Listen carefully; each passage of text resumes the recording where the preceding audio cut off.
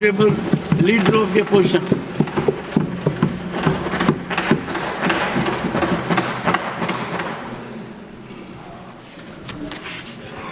सभापति जी,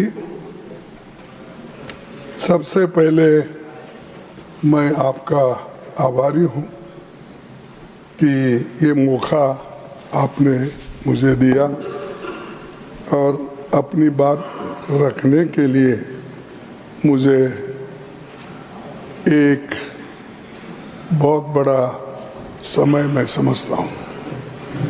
और जो बातें हम कहने जाते हैं शायद जरा बड़े गौर से सभी अगर सुनेंगे तो मुझे भी अच्छा लगेगा और मैं सदन को भी चंद फैक्ट्स बताना चाहता हूं ताकि दूसरे लोग भी इसके बारे में समझे।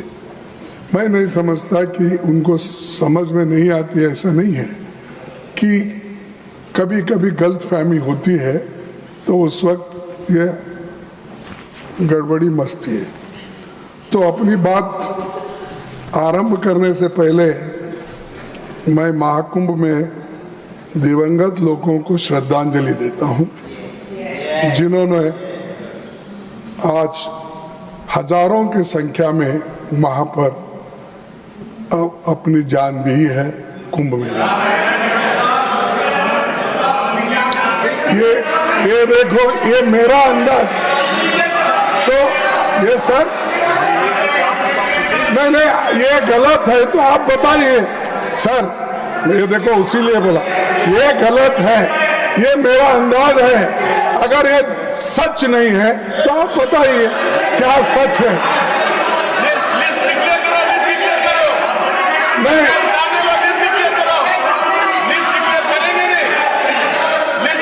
सर, आधुनिक भारत के महान आर्थिक शिल्पी डॉक्टर मनमोहन सिंह को भी मैं श्रद्धांजलि देना चाहता हूं। और जो लोग बिना कारण मारे गए हैं। If you yield, he wants to say something. No.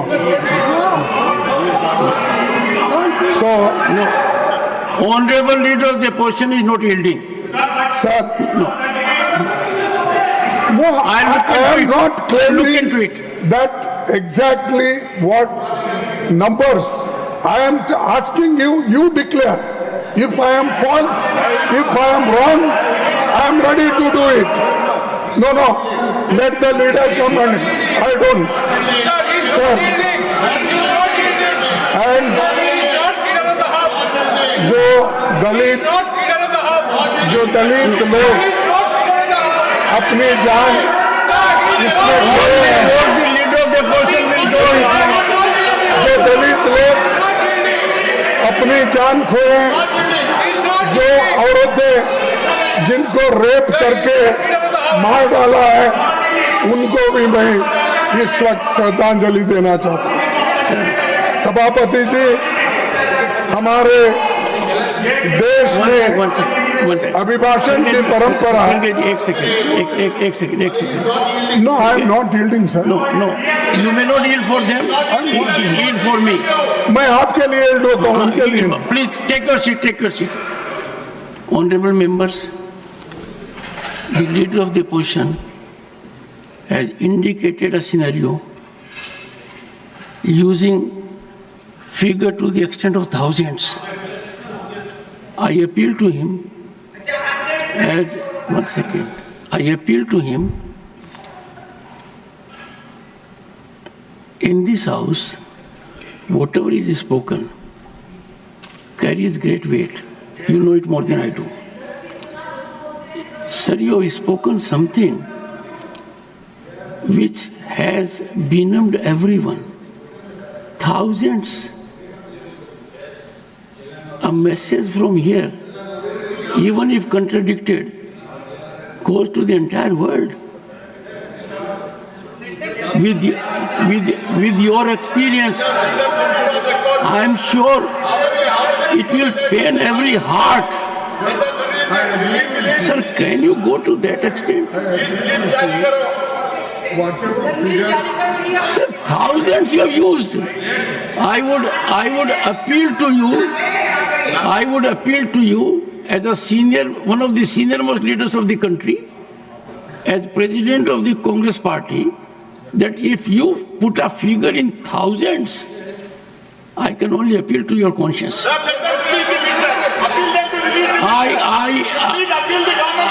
am in great pain. It is not expected, sir. It is not expected. I would appeal the leadership also. It sends a very bad signal. Sir, I do not know how to react to this. No. To assert in this house, everyone, thousands. Sir, Sir, 1 minute.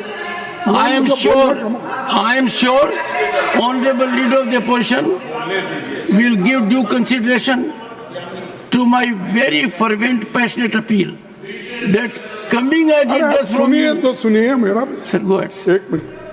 Sir, ठीक है, मैं thousands बोला, इसीलिए मैं इस अंदाज से नहीं बोला किसी को ब्लेम करने के लिए, लेकिन वहां हुआ कितना, कितने लोग मरे, कम से कम वो इंफॉर्मेशन दे दो। हाँ, अगर मैं गलत हूं, ठीक है, मैं आपसे माफी मांग लूंगा गलत है तो। अगर है कितने लोगों का देहांत हो रहा, कितने लोग मरे, कितने लोग अभी भी लापता है, ये करना चाहिए। This is a very sad moment. Sir, No, it's a very sad moment. I would expect you, sir, to on your own withdraw this statement. Withdraw this statement. It will help everyone. What message are we sending? Please allow him to speak. Please allow him to speak. Very painful, sir. आप आंकड़े बता दीजिए। Okay. I appeal to you. I appeal to your good sense. राष्ट्रपति जी, हमारी संसद का अभिनंदन है। Please don't do it. और हम सभी Don't do it. उनका सम्मान करते हैं। Persuading. इस अभिभाषण में सरकार के उनके मुंह से जो बातें कहलाई हैं, उसमें कुछ नई बातें नहीं है। From this theater, we are मैंने पूरा अभिभाषण सुना। thousands of years. सरकार की तरह जो 11 साल से पानी पर लकीर सीटे, यह अभिभाषण उसी कड़ी हिस्सा का है। इसमें कई विफलताओं को भी सफलता के रूप में बताया गया है। सबका साथ, सबका विकास, ये हमारे अभिभाषण में है। कम से कम इसमें से मैं बता सकता हूं कि किसका साथ, कौन कौन साथ आपको दिए और किन किन का विश्वास आपने पाया। तो इसको मैं आपसे उनका उत्तर चाहूंगा कि आपके तरफ से जब कभी भी वो उत्तर देंगे तो कौन देंगे अभी पता नहीं है, देने वाले कोई भी हो वो इस मौके पे देंगे। सर, बीजेपी सरकार बनी तो दावा की सबका साथ सबका विकास होगा, बाद में 1 साल बाद फिर शब्द जोड़े गए और 2 शब्द आ गए नए, उसमें सबका विश्वास, अब सबका प्रयास, तो 4 शब्द जुड़ गए उसको। तो मैं पहले तो सबका साथ सबका विकास इस पे कंसंट्रेट करूंगा, फिर उसके बाद सबका विश्वास और सबका प्रयास इस पे बोलूंगा, फिर उसके बाद जय बापू, जय भीम, जय संविधान उस पे बोलूंगा। बस इतना ही। इसके लिए तो आप मुझे जो भी हाँ इजाजत देंगे या मेरी बात सुनेंगे। सर, जितने भी उन्होंने वायदे किए वो सब खोखले निकले। एक भी मेरे को ताजुब हुआ साहब, जो प्रपोजर और सेकेंडर को यहाँ पर उन्होंने जो कहने के लिए मौका दिया, ठीक है आप किसको भी दे सकते हैं, लेकिन उनके पार्टी के कोई भी नहीं है। दोनों को उन्होंने बोलने के लिए अभी अभी मौका दिया। यह अच्छा बात है, जो नए लोग आते हैं उनको बोलने के लिए मौका दिया, इसीलिए धन्यवाद। तो मैं उनका धन्यवाद करता हूँ जो बाहर से आए हैं उनके लिए। और one second. देश का When the leader of the when the leader of the opposition is speaking, only if he yields, someone can speak, and that will be from this side also, that side. If any member feels देश का hurt, किसान, they can take recourse to rules. You can take recourse to rules.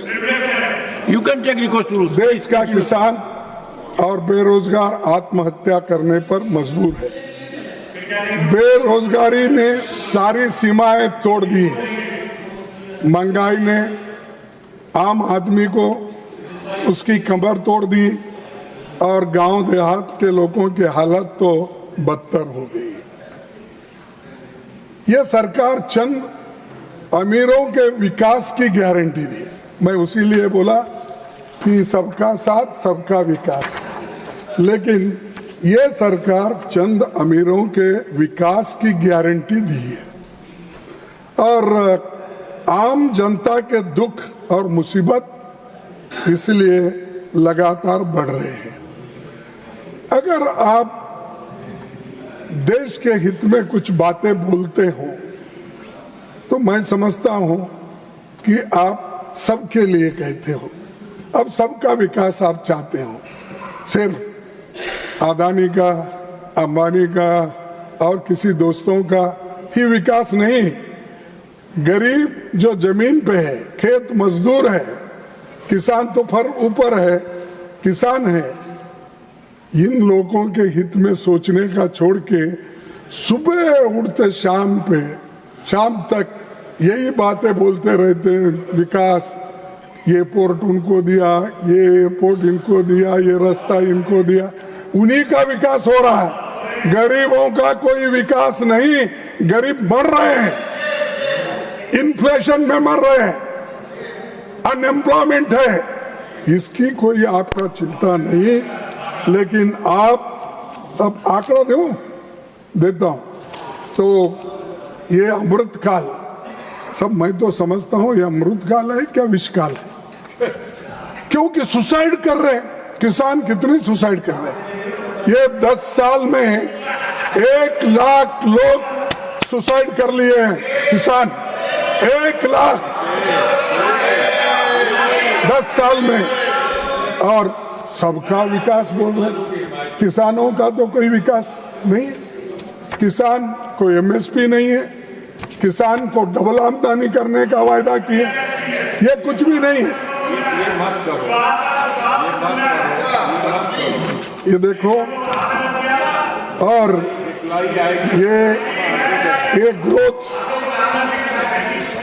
ये growth नहीं, job भी नहीं, और आज जो हो रहा है सिर्फ बेकारी बढ़ रही है। सर 2013 में मोदी जी सीएम थे गुजरात के, यूपीए सरकार थी यहाँ पर, तब उन्होंने क्या कहा था, फिर कोई इसको छेड़छाड़, मैं उन्हीं के शब्दों में कह रहा हूँ।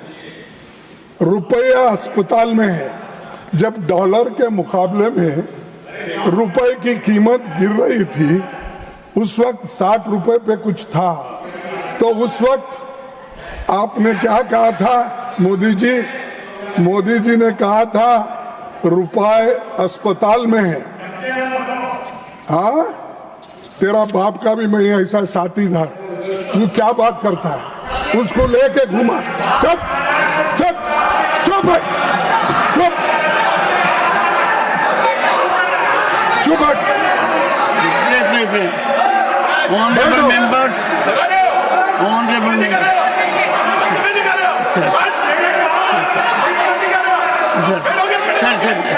सर एक second, Neeraj Shekhar ji, Neeraj Shekhar ji, Neeraj Shekhar ji, Neeraj Shekhar, Neeraj Shekhar, Neeraj Shekhar ji, Neeraj Shekhar ji, please please please एक second, please please please, no sir, no sir, no sir, no sir, please persuade Neeraj Shekhar ji too, Piyush ji, Piyush Goyal ji, please persuade.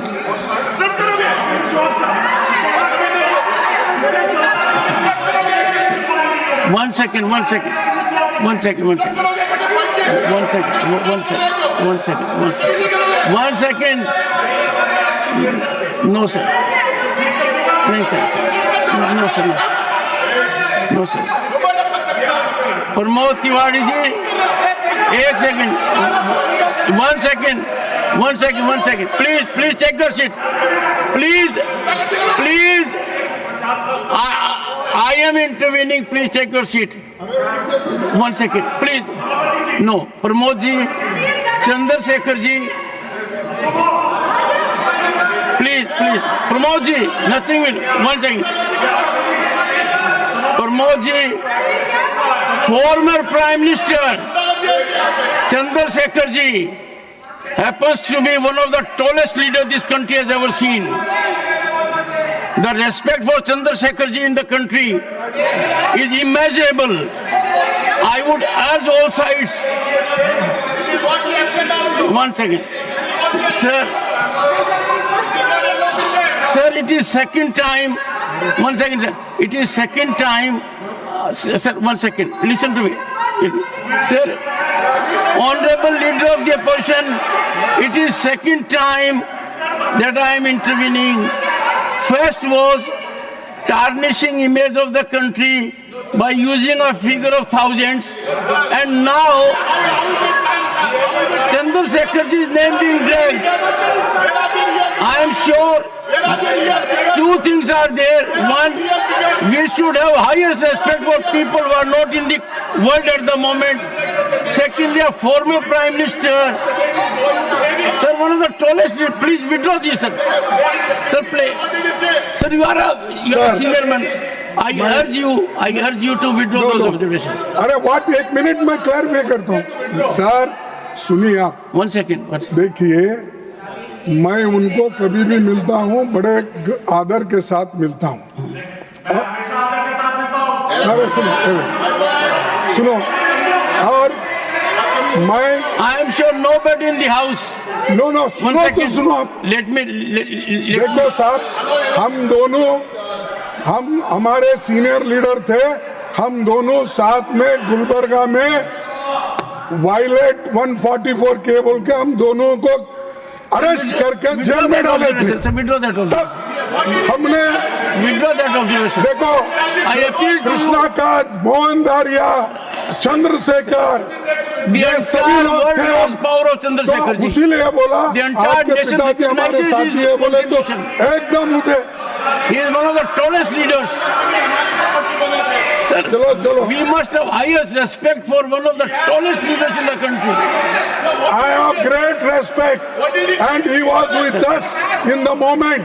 जब 10 point प्रोग्राम चल रहा था तो हमारे साथ थे.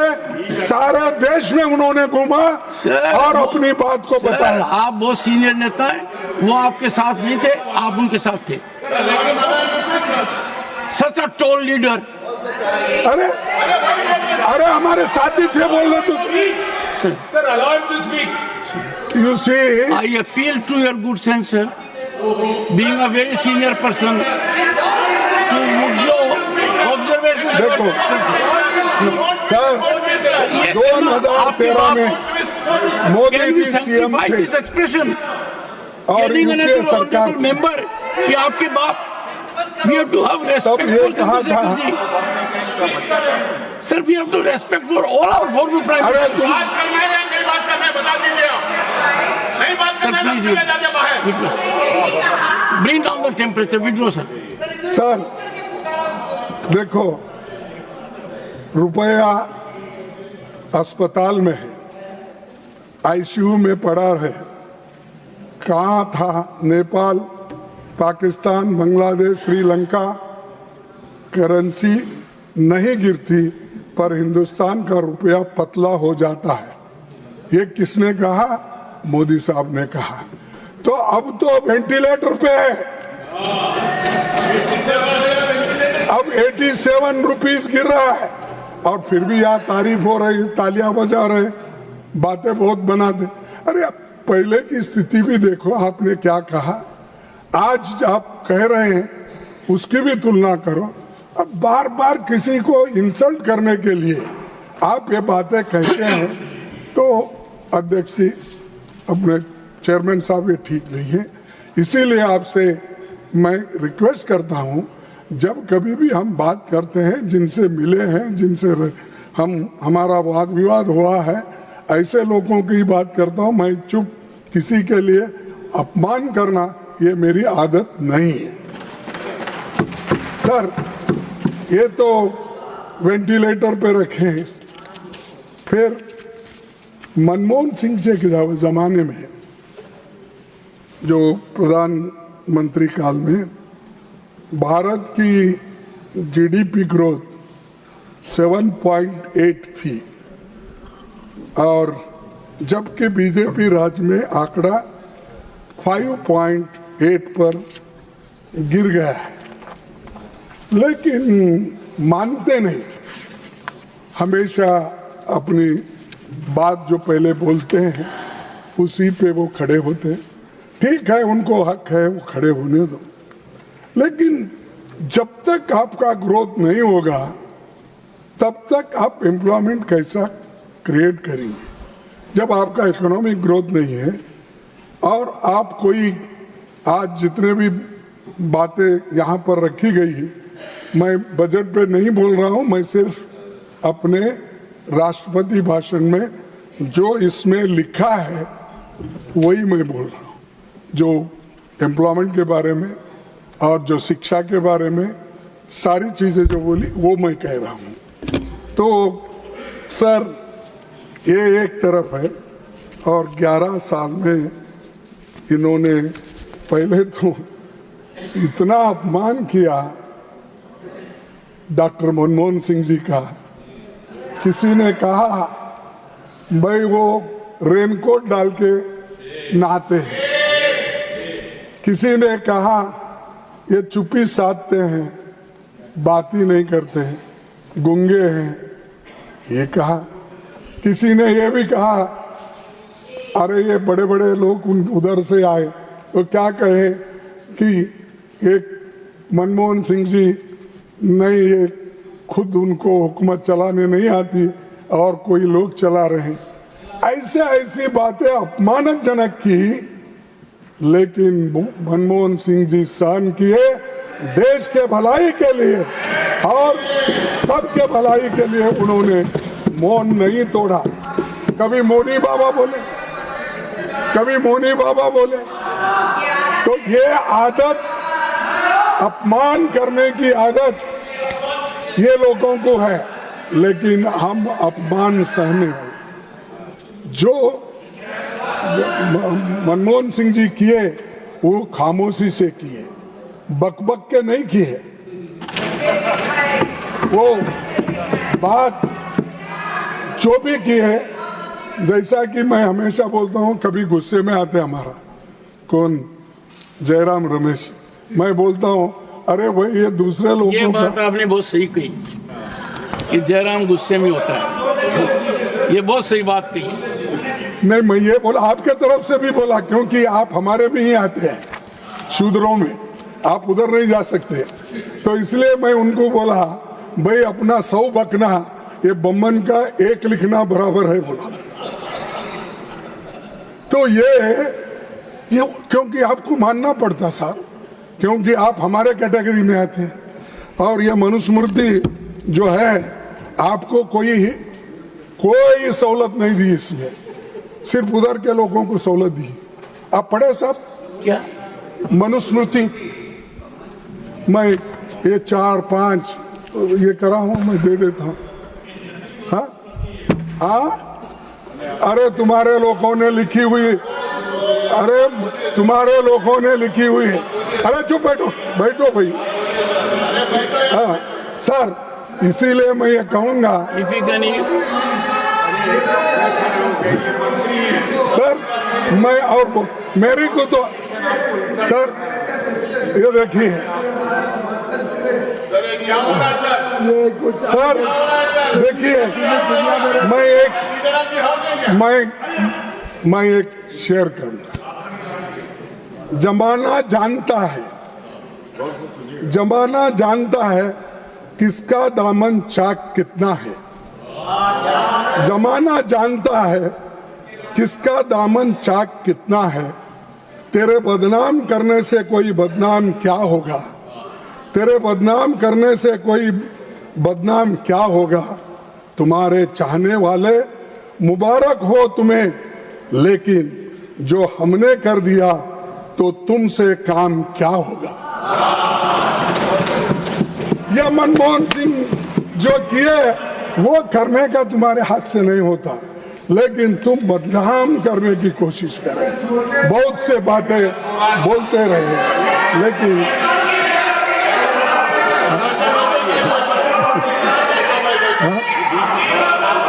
आप ये हो गया आपका सबका साथ सबका विकास का मॉडल। एक तो विनाशकारी है, नोटबंदी का हो और खराब तरीके से जीएसटी लागू करने का हो, या कोविड का 19 महामारी का मिसमैनेजमेंट हो, जिसमें देश तबाही के मुंह में खड़ा कर दिया था।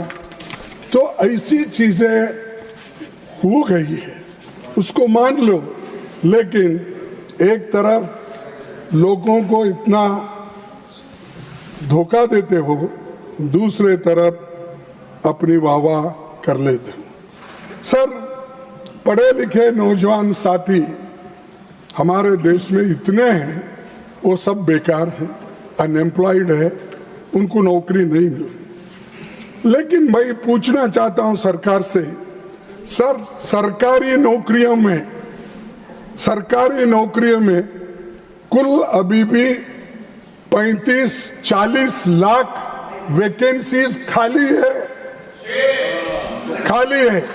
वो भर्ती क्यों नहीं कर रहे?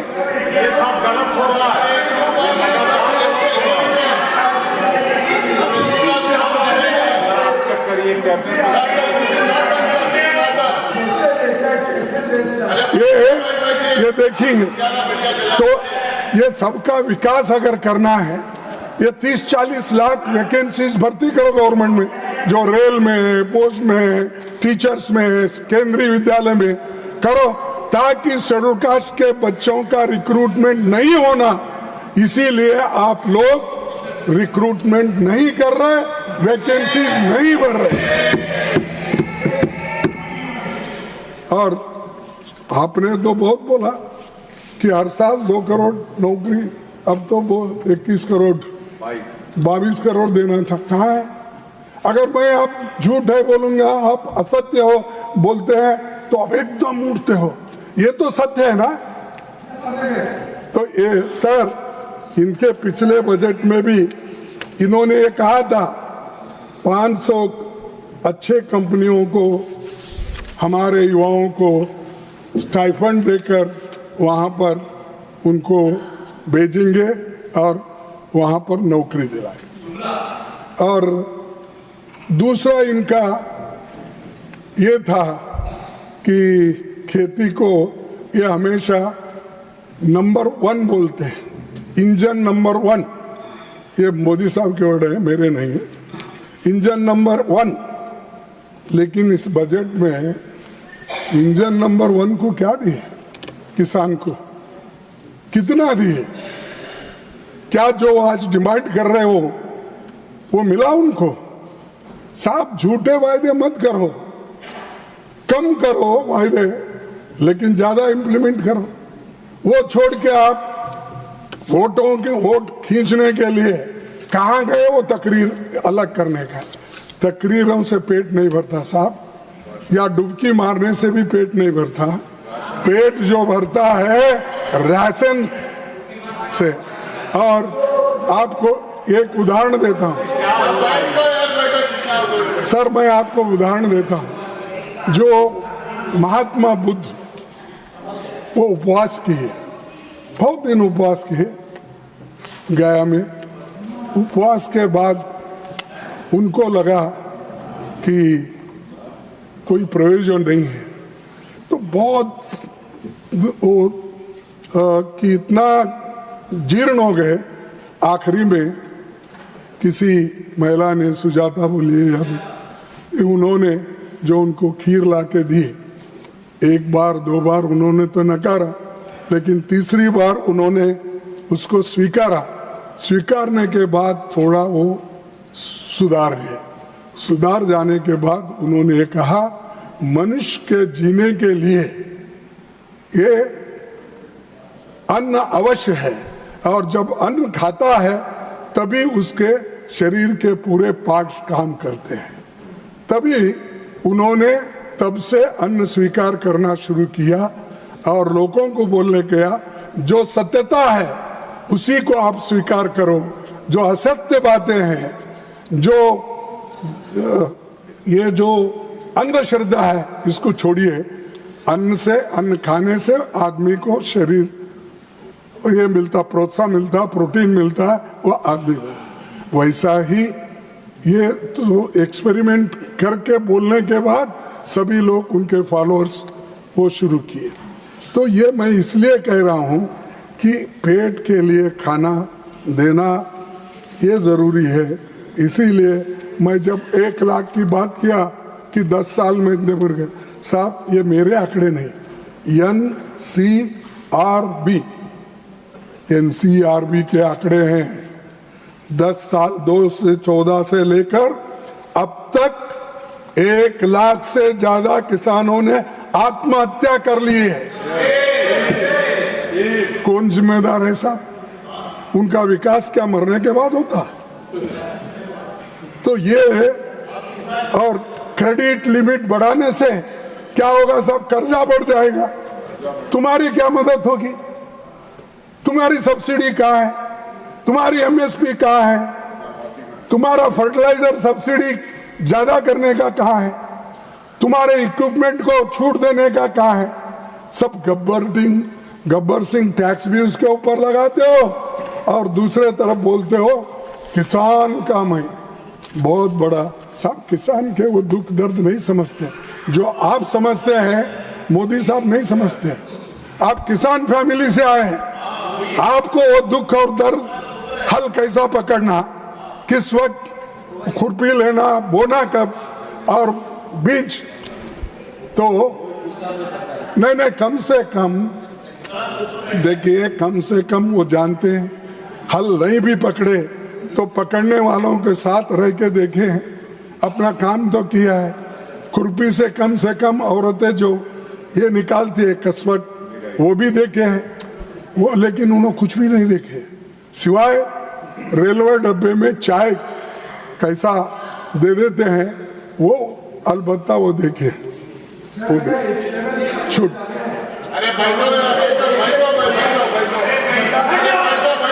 MSME सर MSME सेक्टर में का ये इंजन नंबर 2 और ये क्या है, ये भी बैकबोन है कहा MSME सेक्टर, सेकंड बैकबोन। लेकिन इसका हालत क्या होगा? 4 महीने में 12,000 MSC बंद हुए हैं।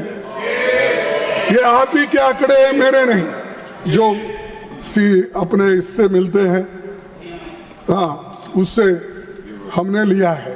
तो हाँ CMI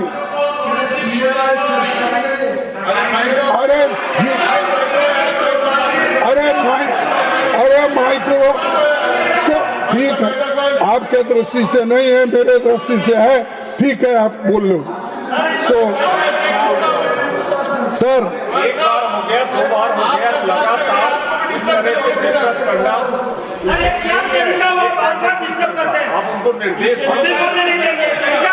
और सर ये क्या है, इसलिए बोल रहा हूं, अगर आप गिन के आओ, मैं तो बोला, अगर ये भी असत्य है तो आप बोलिए।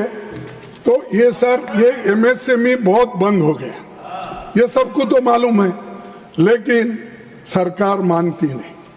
और दूसरे तरफ public sectors, rail, port, airports, public sectors, public resources, ये अदानी को सौंप दे रहे एक आदमी को। अरे दूसरे इंडस्ट्रियलिस्ट नहीं है, लेवल प्लेइंग ग्राउंड दो ना। तो आप लोग क्या करते हैं सर, उनको जो होना वैसे ही रूल्स बना के एक एडवर्टाइजमेंट निकालना, और ताकि उनको ही मिले ऐसा कर देते हैं। और हम क्या करें भाई, सबसे कम इसमें उन्होंने लिया है, और या नहीं तो ज्यादा है तो सबसे ज्यादा इसमें उनको देना पड़ेगा। तो ये सारी चीजें एक व्यक्ति को, अदानी जैसे पूंजीपति को दिए, जिसको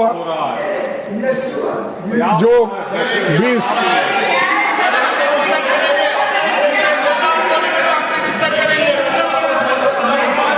अरे सर मैं इनके लीडर बात करेंगे तो हम भी डिस्टर्ब करेंगे, बात करने नहीं देंगे। सर क्या तरीका है कि हम पब्लिक में खड़े हो जाते हैं, फिर इनके लीडर को बात करने नहीं देंगे हम।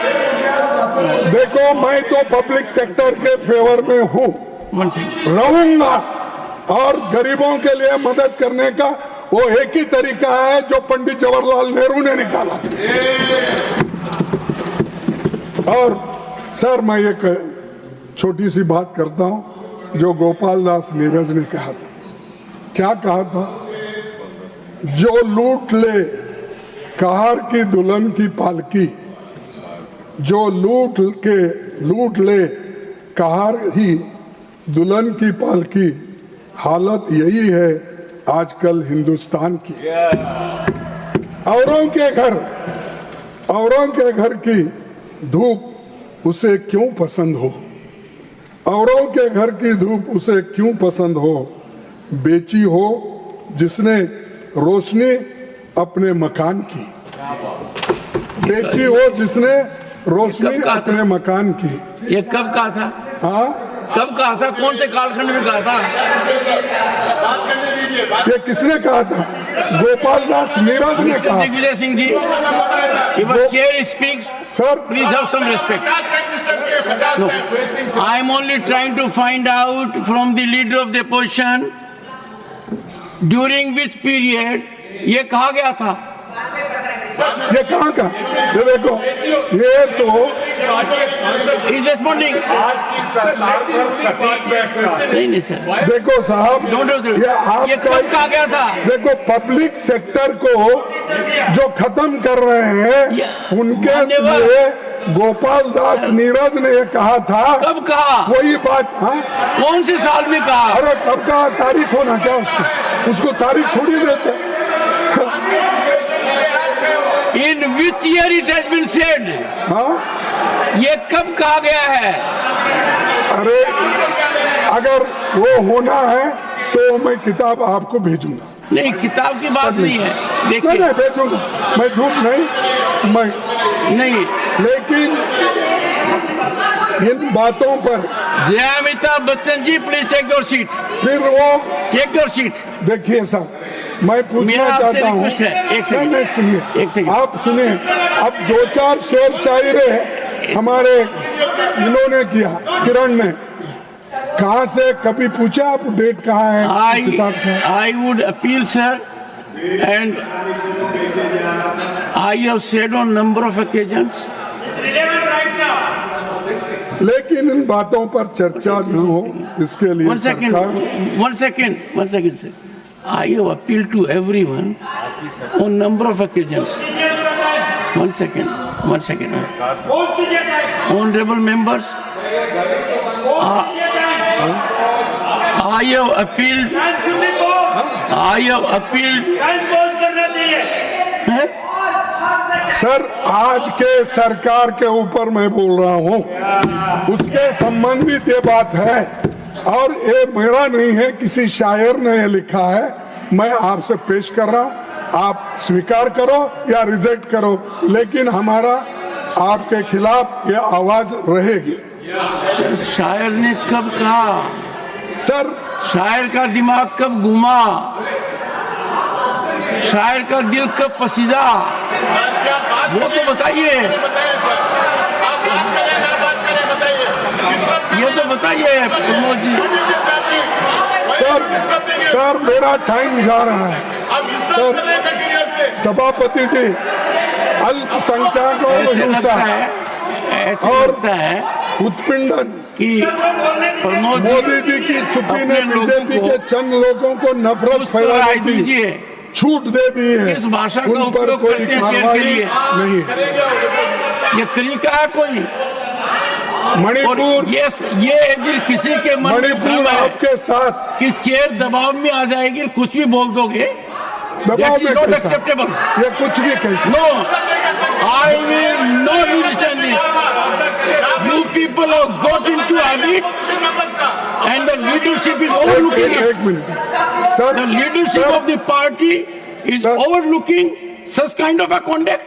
सर सुनिए, आप You have to have some respect for the chair. Anything and everything. It is my duty as chairman Sir. to ensure that allegations like this cannot be made. You have gone to the अरे extent वो of तो saying सरकार के thousands खिलाफ, of इनके आपके खिलाफ थोड़ी Secondly, है, चंद्रशेखर जी, सरकार के खिलाफ है। I have to सुनिए आप, protect everybody, अगर sir. नहीं मानते तो I आपकी have to मर्जी। protect देखो साहब, reputation particularly of those who अल्पसंख्यकों are not पर with us. हिंसा, उत्पीड़न और Modi ji All of you will have to BJP के चंद लोगों को नफरत फैलाने की You can छूट take देती है, recourse to any कोई mechanism. कार्रवाई नहीं होती है। I will Manipur not permit आप सबका साथ मॉडल का No. सबसे बड़ा उदाहरण है। No. वह हालत नाजुक I बनी will है। not permit. 2023 में उत्तर पूर्व में 243 हिंसक घटनाएं घटी, उसमें 187 सिर्फ मणिपुर में घटी और पिछले साल 258 मौतें हो चुकी है। लेकिन मोदी जी के पास वहां जाने की हिम्मत नहीं है और वो जाना नहीं चाहते। और जिसके पास देश की बात करते हैं, जाकर वहां पर उस झगड़े को मिटाने को नहीं होता। और आप हमको कहते हैं देश में शांति रखो, सभी लोग तो शांत हैं, लेकिन आप क्यों नहीं जा रहे, ये क्वेश्चन है। राहुल जी जा सकते हैं, आप नहीं जा सकते, दूसरे लोग जा सकते हैं, वहां से हम भारत जोड़ो यात्रा निकाल सकते हैं, लेकिन वहां पर जाके आप अटेंड भी नहीं कर सकते। तो ये आप, मैं अगर कहूंगा तो फिर आप गुस्से में आएंगे। ये डर रहे उनको, मैं डरपुक नहीं कहता, डर रहे उनको, और डर हमेशा आदमी को कमजोर बनाता है। आप इसीलिए सर, आपको मौका मिला तो एडवाइस दो एक बार जाके आने के लिए। मैं आपको सर, आप ही नहीं मान रहे मेरा एडवाइस। हाँ, आप आज क्या क्या कह गए? रात को सोने से पहले चिंतन करना। देखो साहब, मैंने क्या कहा, मैं आपको भाषण का कॉपी ही देता, पूरा आप निकाल के लिए, कोई अगर गलत है तो बात और है। सो SC ST सबका विकास, सबका प्रयास, ये अब वो तो हो गया सबका साथ सबका विकास, ये है सबका विश्वास सबका प्रयास। क्या प्रयास है? SC ST OBC तो बर्बाद हो गए, उनको शिक्षण की कोई व्यवस्था ठीक नहीं हो रही है, और आज SC ST के खिलाफ 13% अपराध बढ़े हैं और ST के खिलाफ 14% अपराध बढ़े हैं, और वहीं कन्विक्शन रेट 7% कम हो गए। और ये क्या दर्शाता है कि गवर्नेंस की कमी है। और गवर्नेंस करने वाले अगर ठीक ढंग से नहीं करे तो बहुत मुश्किल होता। ये लोग और मारेंगे, मर जाएंगे, पीटेंगे, सब कुछ होगा। मैं ज़्यादा नहीं कहना चाहता हूँ, 3 उदाहरण देता हूँ इसके बारे में। पहला, परसों ही अयोध्या की घटना हुई। भागवत कथा सुनने गई दलित बेटी के साथ जिस तरह की दरिंदगी हुई, उसे आज पूरा देश शर्मसार है। और मैं सर आपको मैं दिखाना चाहता हूं,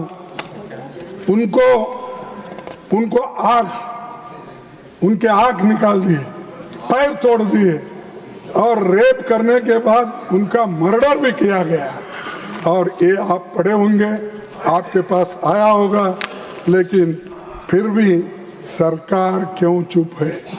एक छोटी सी घटना हो गई तो इतना स्टेटमेंट आते हैं हमारे खिलाफ, दूसरों के खिलाफ। क्यों अब आप क्यों चुप बैठे हो? और ये अयोध्या रेप कांड, अत्याधिक खून बहने से हुई थी युवती की मौत, दुष्कर्म के मामले पर पुलिस ने चुप्पी साधी। ये है यूपी का गवर्नमेंट। और यूपी के गवर्नमेंट भी सर आप तारीफ मत करो, तारीफ करने से और ऐसे खून खराबे ज्यादा होंगे।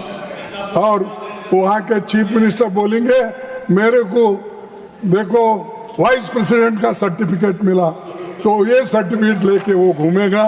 तो इसलिए कृपा ऐसे लोगों का आप छोड़ दीजिए।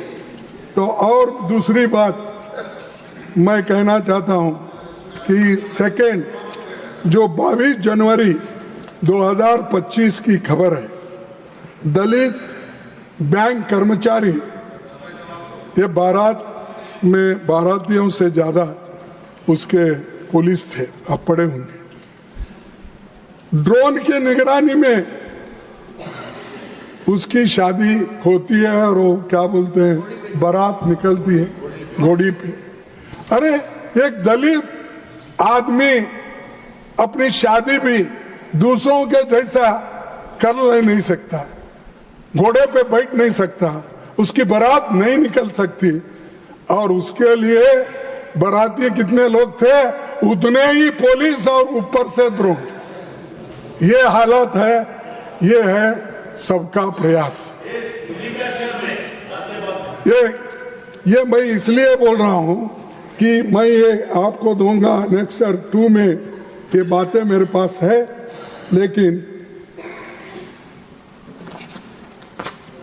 ये देखिए दैनिक भास्कर में है, वो बहुत पढ़ते हैं आप, क्योंकि अखबार की बातें, अखबार झूठ है तो झूठ है, मैं छोड़ देता हूं, लेकिन ये हकीकत है, सब में आता है।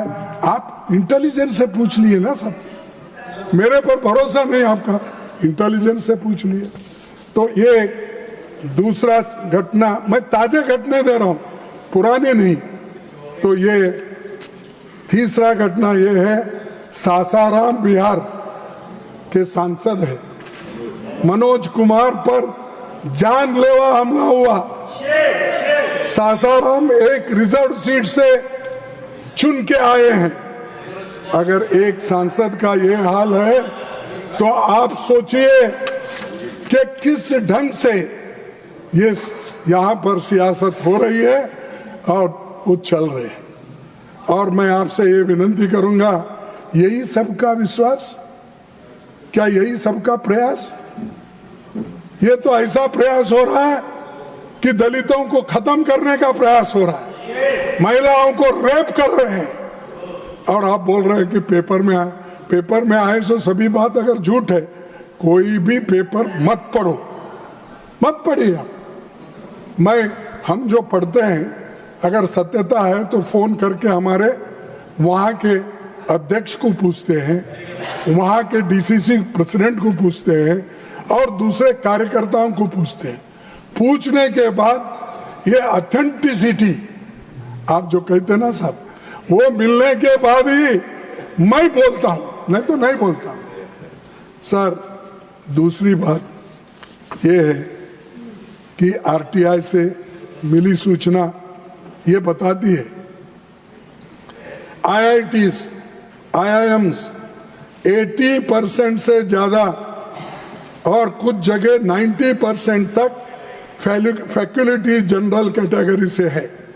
वहां कोई रिजर्व कैंडिडेट नहीं है, बैकवर्ड कैंडिडेट नहीं है, वहां कोई भी नहीं, सिर्फ जनरल कैंडिडेट्स 80 to 90% है। और ये तो राइट टू इंफॉर्मेशन से बात कर रहा हूं मैं, राइट टू इंफॉर्मेशन, क्योंकि आप ऑथेंटिसिटी पूछते, इसके लिए मैं बोला भाई राइट टू। भाषण के बाद डायरेक्शन दूंगा, आप कंटिन्यू कीजिए। तो सर, SC, ST, OBC को उच्च शिक्षा और नौकरियों के संवैधानिक अधिकारों से वंचित किया जा रहा है। यह पूरी साजिश है और इन लोगों को अंधेरे में रखना, उच्च शिक्षण से अलग करना, ये आज के बीजेपी सरकार में हो रहा है। मैं दावे से कहूंगा कि ये लोग इनको खत्म करना चाहते हैं, शिक्षण से वंचित करना चाहते हैं। जो मनु ने लिखा उसका प्रूफ वो लोग कर रहे हैं। Sir, central universities, IITs, IIMs, IIITs, ये सब इसी तरह से चल रहे हैं। वो भी मैं आपको दूंगा, लेकिन आप बोलेंगे वो भी पेपर का है, लेकिन पेपर का नहीं है, वो RTI से निकाले हुए आंकड़े।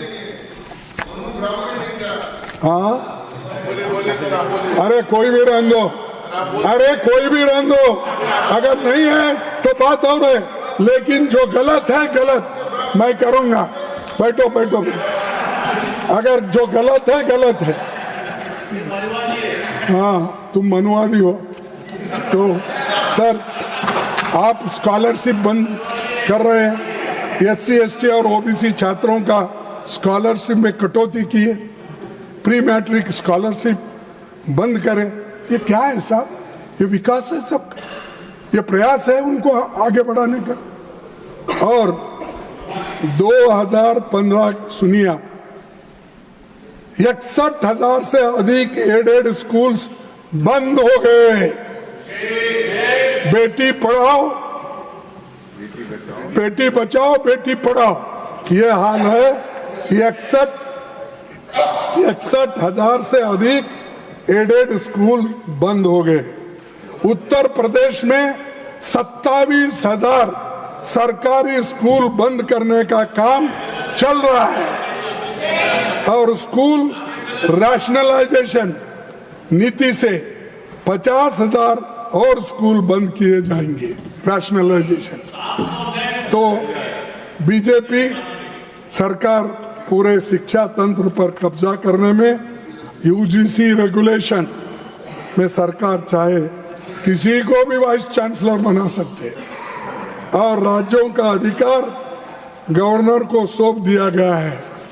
और ये सरकार ऐसी है, चुनी हुई सरकार की बात कम सुनती है, गवर्नर की ज्यादा सुनती है और गवर्नर को यहाँ के सिखा के भेजता। सर आप नहीं सुनते थे वो बात और है, लेकिन यहाँ जो है तो गवर्नर को इंस्ट्रक्शन दिया जाता है। ये लड़ाई तमिलनाडु में चल रही है, ये लड़ाई ये इसमें अपने तेलंगाना में चल रही है, ये लड़ाई अपने कर्नाटक में चल रही है, ये लड़ाई अपने केरला में चल रही है। सर अब क्या वेस्ट बंगाल में भी चली, अभी भी चल रहा है। तो नहीं आपके जमाने की बात नहीं करूंगा, आप अध्यक्ष हैं, मैं नहीं करूंगा, वो पाप मैं नहीं करूंगा। आप यहाँ इसलिए नहीं करेंगे हाँ? क्योंकि जब मार्गरेट अलवाजी मेरे खिलाफ प्रतिद्वंदी थी हाँ, तो उन्होंने आपका समर्थन नहीं किया था। आपका समर्थन नहीं किया था, मेरा किया था। अच्छा ठीक है। आप देखो साहब, आप तो मैं बोलना पड़ता, आप तो हरफन मौला है फिर हाँ? आप दुश्मन को भी दोस्त बना लेते हैं हाँ? और ऐसा बोलना पड़ता है मुझे, साहब तुम्हारा रंग कैसा है, तुम्हारा नहीं पानी रे पानी तेरा रंग कैसा है, जो मिला है वैसा हूं। तो आप सबको घुमा लेते हैं। तो इसलिए सर फेडरल स्ट्रक्चर को खत्म कर रहे हैं लोग। देखो डेमोक्रेसी है, आज हम हैं कल नहीं रहेंगे, कोई भी यहाँ पर शाश्वत नहीं रहेगा, लेकिन एक गलत प्रेसिडेंट नहीं होना चाहिए। गलत अगर हम आज करें वही चलेगा आगे भी, उससे देश को नुकसान है, उससे लोकतंत्र का नुकसान है, उससे कोई भी हमारे संविधान को तोड़ मरोड़ के कुछ कर सकता है। इसीलिए मैं आपसे कहूंगा कि हर जगह जो गवर्नर हावी हो गए हैं अपने लोकल गवर्नमेंट पे, ये अच्छा नहीं है।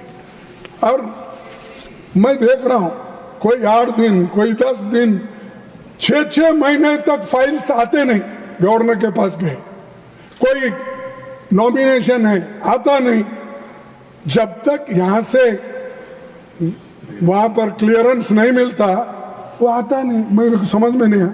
मैं भी जब विरोध पार्टी की वहां मेरी गवर्नमेंट थी, मैं था उसमें, तो गवर्नर जनता पार्टी के थे, हम कोई प्रपोजल भेजे वो जल्दी आती थी, ठीक ढंग से आती थी। कोई ऐसी आज जो चल रहा है क्वारी भेज के भेजना अननेसेसरीली, ये गवर्नर रूल नहीं करना, जो जनता ने चुनी हुई सरकार है उसकी बात सुनना, ये मेरा विनती है आपसे। और ये जब नहीं करेंगे फेडरल सिस्टम को आप खत्म कर रहे हैं। दूसरी बात ये है सर, और गवर्नर्स आजकल जनता का काम कम कर रहे हैं, सेंट्रल गवर्नमेंट का ज्यादा कर रहे हैं। तुम सताओ, ठीक है सताओ, तो ये क्या है, मेरे को इससे मैं तो नाराज हूं, लेकिन हमारी नाराजगी तो आप सुनते नहीं। लेकिन जनता की नाराजगी है, जिन्होंने लाखों वोटों से उनको चुन के लाया। और एक सर, ये निजीकरण से भी क्या हो गया है पब्लिक सेक्टर।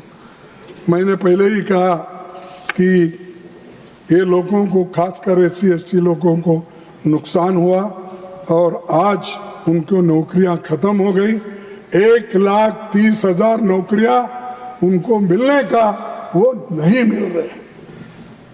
तो अगर आप 2 रोटी अब चावल देंगे, कुछ तो मैं 2,000 रुपए दूंगा, ये भी कहेंगे, लेकिन कायम नौकरी, परमानेंट नौकरी, ये उसको 40-50 साल तक उसको कायम नौकरी मिलती है, उसके बाल बच्चे को वो पाल सकता है, विद्या दिला सकता है। इसीलिए वो नौकरी भर्ती करने की जरूरत है। सिर्फ उपदेश करने से फायदा नहीं, तुम्हारे हाथ में जो है वो पहले करो, उसके बाद में भाषण देते जाओ। सर, कॉन्ट्रैक्चुअल लेबर्स आज कम से कम 46% नौकरी पे है, और लैटरल एंट्री जो है इसके ये भी तो कहीं से कहीं ला रहे हैं, और तो क्वालिफिकेशन नहीं हो रहा। अब भाई मेरे जमाने में हुई, ठीक है हो गई, लेकिन तुम सुधारो ना, तुमको कौन बोला ना को सुधारो। और सर मैं आपसे ये करूंगा, ये लैटरल एंट्री बड़ा डेंजरस है, कि क्योंकि ये IAS ऑफिसर की जगह बैठ रहे हैं, और ये यूनिवर्सिटी में भी अपॉइंट कर रहे हैं। अगर वो गवर्नर को जो अपॉइंट करने का भी अभी जो निकला है, अगर कोई स्किल डेवलपमेंट के तहत, आपने तो ये बताया कि स्किल डेवलपमेंट के लिए जो आदमी जहाँ फिट होता उसके लिए ट्रेनिंग दे रहे हैं।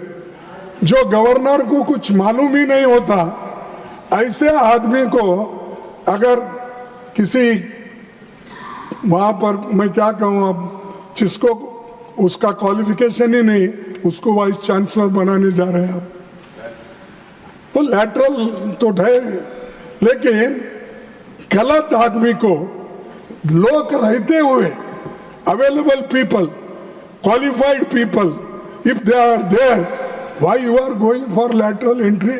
क्योंकि SC ST बैकवर्ड क्लास के रिजर्वेशन को खत्म करने के लिए उनको वाइस चांसलर नहीं बनना चाहिए, उनको प्रोफेसर नहीं बनना चाहिए। इसीलिए आप ये सारे चीजें कर रहे हैं और इससे एक बहुत बड़ा षड्यंत्र भी है।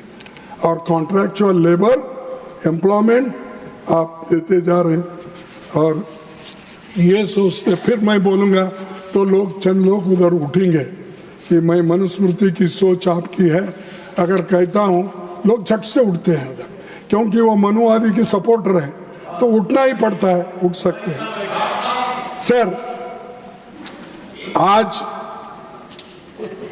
मनुस्मृति के वजह से जिन लोगों को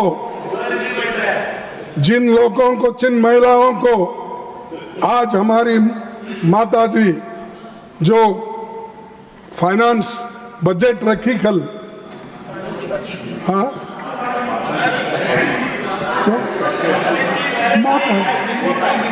अच्छा ठीक है, हाँ, रेस्पेक्टेड फाइनेंस मिनिस्टर, अगर जो बजट आज पेश की वो संविधान की देन है, मनुस्मृति की देन नहीं है। ये मनुस्मृति देखो, औरतों को कोई हक नहीं देना, शूद्रों को कोई हक नहीं देना, इसमें लिखा हुआ है।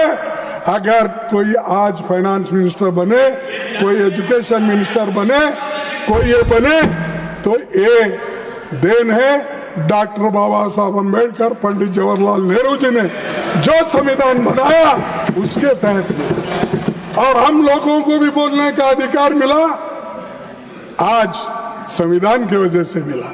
तो इसीलिए सर, ये मनुवादियों का मत सुनिए, कम से कम अब तो जो हो गया, आगे का रास्ता देखेंगे क्या होता है।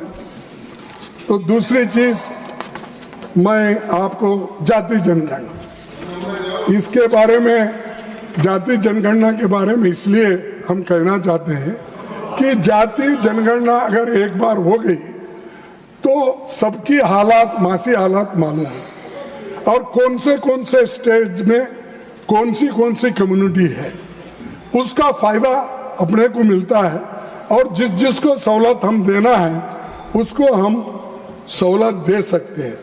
इसीलिए ये जाति जनगणना कर रहे हैं। ये किसी और को छेड़ना, किसी को अपमान करना, किसी के इसलिए नहीं। बैकवर्ड क्लासेस जिनको आज बहुत बैकवर्ड में फिर बैकवर्ड है, मोस्ट बैकवर्ड, तो इनकी सब हालात मालूम होगी। तो इसीलिए हमको एक योजना करने में, स्कीम बनाने में उसका फायदा होगा, इसलिए कर रहे हैं। और एक साहब, अब तो ठीक है, मैं तो आपको सारी चीजें बताया, अब 3 ही बताऊंगा आपको, जय बापू, जय भीम और जय संविधान। ये 3 बात करके मैं खत्म करूंगा। उसीलिए आप सर, गांधी जी, दुर्दैव की बात है कि इस प्रेसिडेंशियल स्पीच में सर मैं तो नहीं देखा, सर आप बहुत पढ़ते हैं, शायद आपको मिला होगा, गांधी जी के कोई कार्यक्रम है साहब? हाँ है, की सरकार मानने वाले हाँ, मुझे क्योंकि आप बारीकी से पढ़ते हैं इसीलिए पूछा कि मेरे को आजकल बड़ा चश्मा होना पड़ता, इसीलिए मेरे को नहीं मिला हो। तो अगर आपको मिला गांधी जी के बारे में और मनरेगा के बारे में, आप जवाब उनसे मांग रहे हैं, मेरे से मांग रहे हैं? हाँ, आप जवाब उनसे मांग रहे हैं, मेरे से मांग रहे हैं? महात्मा गांधी नहीं, आप जवाब मेरे से मांग रहे हैं, इनसे मांग रहे हैं? महात्मा गांधी जी, राष्ट्रपिता महात्मा गांधी, जिसकी फोटो सबसे पहले हमने पार्लियामेंट में लगाया। अब आज आप सावरकर की फोटो लगा रहे हैं, वो बात और है, और गोडसे की पूजा करते हैं वो बात और है। तो सर, जब सर उनको इतना महत्व दिया जाता था बाबा साहब का, तो जब वो साउथ अफ्रीका से लौटे तो हर वक्त उनका डाक निकलता था। तो कई चंपारण का, कई सत्याग्रह, क्विट इंडिया, ये सारी जो सारे समय पे उनके डाक चिट्ठी निकलती थी। लेकिन आज महात्मा गांधी जी गायब है आपके बजट में, उनका नाम नहीं। मनरेगा तो उसको महात्मा गांधी के नाम से ही हम रखे थे, और इसीलिए आपने कम किया कि 86,000 करोड़ पहले था, आज भी वैसा ही है जैसा कि झील के पानी, क्या बोलते हैं वो, झील के जैसे ठहरा हुआ पानी के जैसे। तो ये मेरे को समझ में नहीं आया, गांधी जी के विचार को मानने वाले लोग और खुद बार बार बात करते हैं, आपने ना भारत छोड़ो आंदोलन में उनका मदद किया और अंग्रेज को मदद किया था उस वक्त। और याद रखना जरूरी है, हिंदुस्तान स्वतंत्र करने के लिए अरे अरे सुनो भाई, सर हेडगेवार ने संघ के कई कार्यकर्ताओं को आजादी की लड़ाई में शामिल न होने का सुझाव देते हुए कहा था, तुम्हारे परिवार की देखभाल कौन करेगा। गोलवलकर ने भारत छोड़ो आंदोलन के बारे में लिखा था, इस समय भी संघ का निरंतर कार्य चलना चाहिए, आंदोलन के बारे में मत सोचिए। ये गोलवलकर गुरुजी बोले, वो हेगड़ेवार बोले। गलत नहीं, मैं देता हूँ, वो भी मैं देता हूँ। सावरकर के बारे में और उनके बारे में क्या लिखा है सर, ये नया कली निकला है, आप पढ़े होंगे, और वो कौन लिखा है वो भी बोलता हूँ सर। और उसके बाद में गांधी जी तो 2338 दिन जेल में थे, नेहरू जी 3259 दिन जेल में थे। आपके लोग कितने थे, कहाँ थे, कितने करें? तो आप जेल नहीं गए, लड़ाई नहीं लड़े, जाने वालों को भी रोक दिए। ऐसी है सरकार, ऐसी है पार्टी है, ये लानत है। और ऊपर से हम देशभक्त हैं, हम देश को बचाने वाले। अरे देश को तो क्या बचाते, तुम देश के लिए फाइट भी नहीं करे हैं। और अब क्या हो गया, अब तो देश का बचाने का तो छोड़ो, देश को बेचने वाले बन गए हैं। सर मैं और एक बात कहना चाहता हूँ। 2014 में बीजेपी के नेता लोग ये समझते हैं कि आजादी 2014 में मिली, जब मोदी जी चुन के आए उसी वक्त देश को आजादी हुई। ये उनके लोगों का कहना। और आरएसएस के सरसंघ चालक मोहन भागवत कहते हैं 2024 में राम मंदिर बनने पर मिली आजादी, वो कहते। तो ये उन्होंने ये कहा, और तो सभी शहीदों स्वतंत्रता सेनानियों का यह अपमान है, गांधी जी का अपमान है, नेहरू जी का अपमान है। और जो लोग आजादी के लिए लड़े उन सब का अपमान है। इसीलिए मोहन भागवत अपने शब्द को वापिस लो, मोदी साहब अपने शब्द को वापिस लो, और देश को आजादी हमने दिलाई 15 अगस्त 1947 में। सर, और एक, जिस दिन मोदी जी के न्यू इंडिया में 30 जनवरी को गांधी को नहीं गोडसे को याद किया जाता है, गांधी जी की शहादत पर जश्न मनाया जाता है। और 1948 में जो हुआ 2025 के हिंदुस्तान में यही हो रहा है। सर, मैं आपसे 2 चीजें रखूंगा आपके सामने। एक है जो जिस दिन गांधी जी की हत्या हुई किसने जश्न मनाया, आप जरा पढ़ लीजिए। और 4 फरवरी 1948 को एक चिट्ठी सरदार पटेल ने लिखा।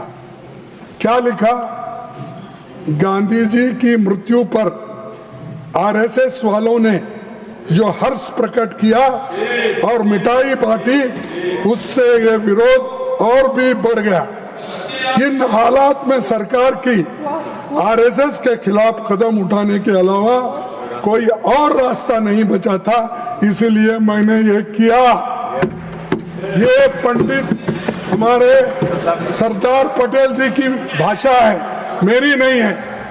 और दूसरी, 14 फरवरी 1948 को नेहरू जी ने यह कहा था, हमें मिलजुल कर रहते हुए भीषण सांप्रदायिकता के उस विषय का नाश कर देना चाहिए जिसने हमारे युग के सबसे महान पुरुष को मार डाला। और एक बार पढ़ता हूं, उस विषय का नाश कर देना चाहिए जिसने हमारे युग के सबसे महान पुरुष को मार डाला। उन ताकतों जड़ से खोद कर उखाड़ देना चाहिए। गांधी जी की हत्या पर समारोह करने वाले भारतीय कहलाने वाले का भी हक उनको नहीं है। ये नेहरू जी का कहना है। ये गोडसे के लोगों के लिए, आरएसएस के लिए, जो गांधी को मारा था, मिठाई बांटी थी, रास्ते पे नाच रहे थे, उनके लिए ये 14 फरवरी 1948 को पंडित जवाहरलाल नेहरू जी ने किया। और जो लोग गांधीवाद को मिटाने का काम कर रहे हैं, उनको बताना चाहूंगा कि गांधी जी के विचारों को कोई मिटा नहीं सकता। सर, मैं यही कहूंगा कि अब जय भीम पे आऊंगा। तो जय भीम का तो आपको मालूम है, जो बाबा साहब अम्बेडकर ने इस देश के संविधान लिखा और गरीब लोगों के लिए उन्होंने बहुत अपनी श्रद्धा से काम किया। लेकिन ये हमेशा यहाँ उठता है साहब एक सवाल, बाबा साहब अम्बेडकर का अपमान तुमने किया और कांग्रेस वालों ने किया। साहब, उसका असल अपमान अगर किसी ने किया तो शाह साहब ने किया, जो अम्बेडकर अम्बेडकर अम्बेडकर अम्बेडकर बोलते उन्होंने किया। और आप हमको बोलते हैं। सर, 18 जनवरी 1952 को लिखे गए एक पत्र में बाबा साहब खुद अपने हैंडराइटिंग से लिखे हैं। नहीं होता अपने हैंडराइटिंग से लिखा है। उसमें देखो भाई, देखो अपने हैंडराइटिंग से ये पत्र लिखा है। ये पत्र 18/1/52 अपने दोस्त को कमलाकांत को उन्होंने पत्र लिखा और ये कहा उन्होंने कि मुझे जो हराया गए वो लोग कौन है, मैं क्षमा चाहता हूं किसी पार्टी को अगर धक्का लगा तो जब मुझे माफ करना, लेकिन फैक्ट्स जब हम सामने रखते हैं तो तो एक इनको अपने दोस्त को उन्होंने खत लिखा, माय डियर कमल खान। मैं वो सब नहीं पढ़ता। Oscar who was here recently told me that the plot to defeat me was hatched by Dange and Savarkar, who was inflamed by my proposal to partition Kashmir. He said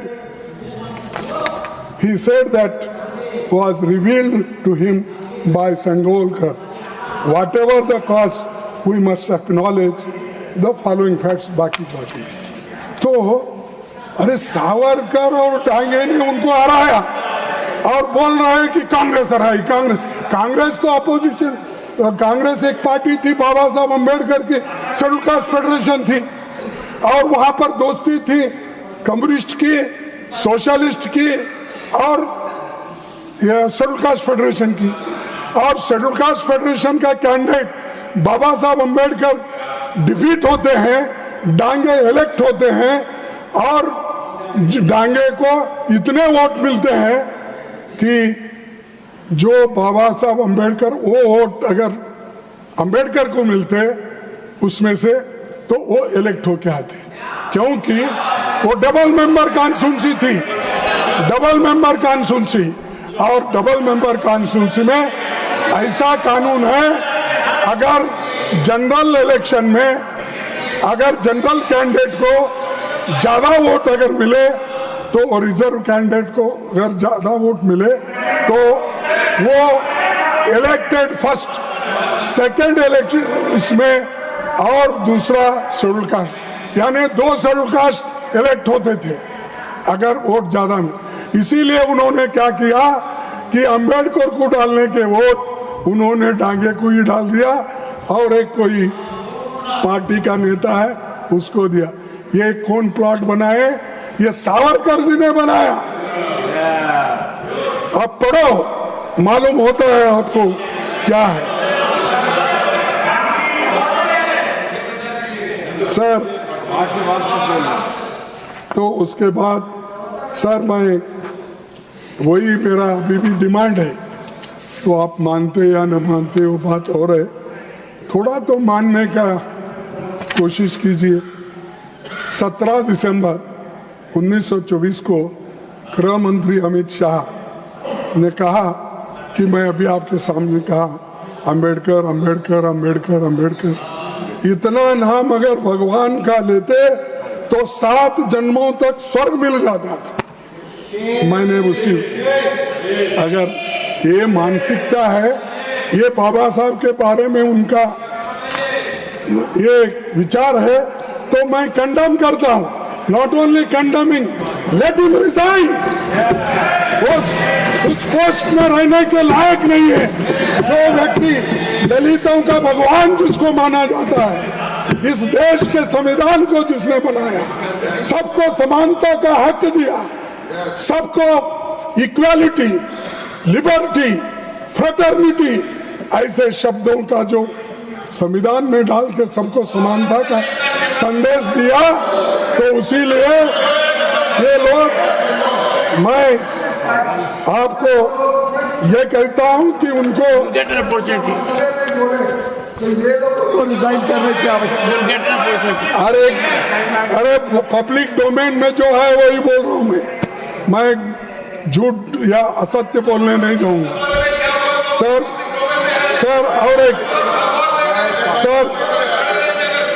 और एक बात बताता हूं। प्रोविजनल पार्लियामेंट में Hindu code bill पर debate देखी, आपको समझ में आएगा। श्याम प्रसाद मुखर्जी ने बाबा साहब अम्बेडकर का अपमान किया था। क्या किया था कि उन्होंने ये बोला था हिंदू कोड बिल ये हमारे समाज के खिलाफ है, मनु के खिलाफ है, और औरतों के लिए, महिलाओं के लिए आप जो इसमें हिंदू कोड बिल में दिए, इसको हम कभी नहीं मानेंगे। ये कोड अपने पास रख लो, हो गए तो हम ऑनररी डिग्री देंगे आपको। ऐसी बात है बाबा साहब अम्बेडकर का। तब बाबा साहब अम्बेडकर ने उलट के कहा, तुम्हारी समझ कम है, तुम्हारी समझ कम है, तुम जो अल्कोहलिक लोगों के साथ फिरते हो वैसी तुम्हारी मानसिकता है, इसलिए मैं मानता नहीं। ये उन्होंने कहा था। ये बातचीत तुम डिबेट में पढ़ो ना भाई, कॉन्स्टिट्यूंट असेंबली के। तो इसीलिए सर उन्होंने सभी लोग इन्होंने विरोध किया, फिर भी ये शुक्र है कि जवाहरलाल नेहरू जी ने उसको 4 पार्ट में, सर आपको तो मालूम है ना, हिंदू कोड बिल फिर 4 पार्ट में आया, 4 पार्ट में पास हुआ। वो पंडित जवाहरलाल नेहरू जी ने किया और आज हमारे महिलाओं को और हर सिटीजन को उसका लाभ मिल रहा है। तो मैं इतना ही कहता हूँ कि ये आरएसएस के लोग ये बाबा साहब का पुतला जलाए, गांधी जी का जलाए, नेहरू जी का जलाए, तो इसीलिए मैं बोल रहा हूँ कि मैं तो पुरजोर तरीके से ये कहूँगा कि वो माफ़ी मांगे, अपना पद छोड़ दे, ताकि ये बता दे कि उन्होंने कितना अन्याय दलितों के ऊपर किया है और किस भाषा में किया है। उसके अलावा पंजाब में अंबेडकर की मूर्ति को तोड़ दिए, उसी तरह से यहाँ पर जो मूर्तियाँ सामने था उसको हटा के एक पीछे कर दिए, गांधी जी का भी पीछे कर दिए। अरे क्या मिलने वाला है आपको? सब ये मूर्तियां हटा कर तुमको क्या मिलने वाला है? तुम तो बनेंगे नहीं। लेकिन जो बना है, जो देश माना है, उसकी मूर्ति अगर है तो आपको क्या दर्द है? कोई भी क्या बोलते हैं कभी भी उठ के अंबेडकर की मूर्ति तुम, अरे वो तो 2 अप्रैल 1967 में कांग्रेस पार्टी ने लगाई थी वहां, तुम नहीं। हम सब उसके लिए लड़े थे 62 में, जब हमारे सर आपको मालूम है अपने जो पंजाब के स्पीकर थे हुकुम सिंह उस वक्त, और राधा कृष्णन वाइस में, उस वक्त वो लगी थी, इनके वक्त नहीं है।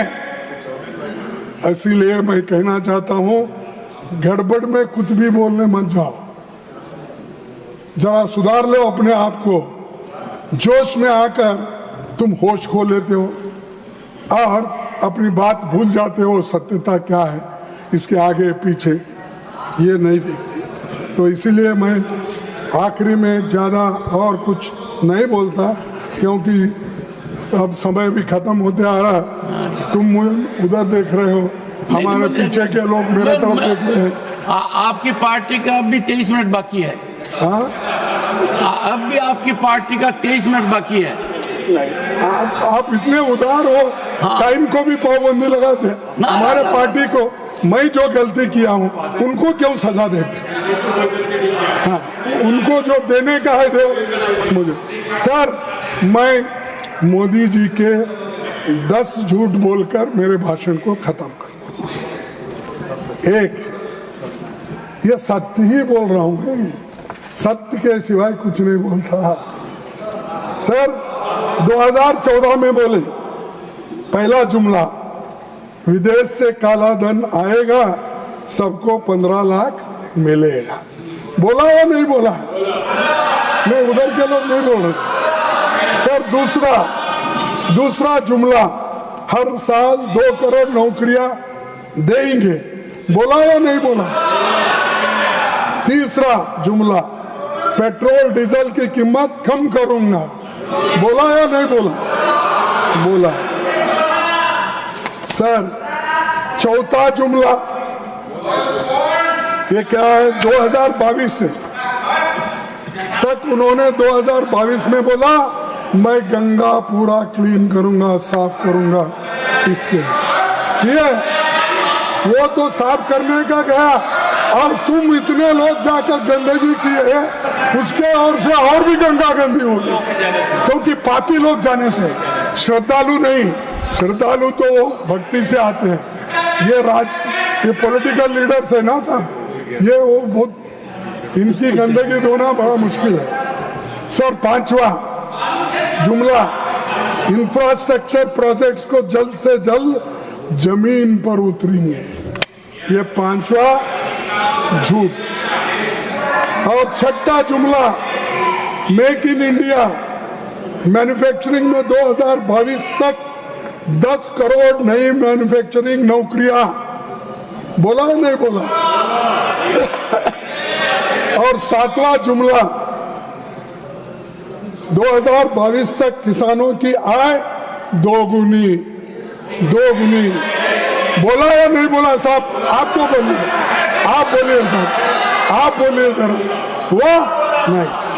सर, 8वां